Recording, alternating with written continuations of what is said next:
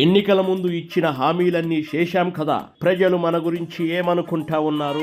ఇచ్చిన హామీలన్నీ ఎగ్గొట్టి మళ్ళీ అన్ని అమలు చేశామని ప్రచారం చేసుకునే మిమ్ములను నేటి నుండి ప్రచారపక్షి ముఖ్యమంత్రి అని తరతరాలు కొనియాడుదురు ప్రభు. గడచిన మన పరిపాలన ఎలా ఉంది? ప్రజలు నా గురించి ఏమి అనుకుంటా ఉన్నారు?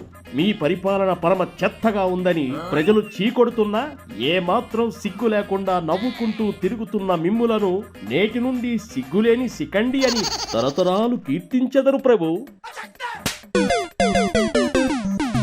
మొన్న జరిగిన తుఫాను బాధితులను నేను పలకరించిన తీరును ప్రజలు ఏమని అనుకుంటా ఉన్నారు?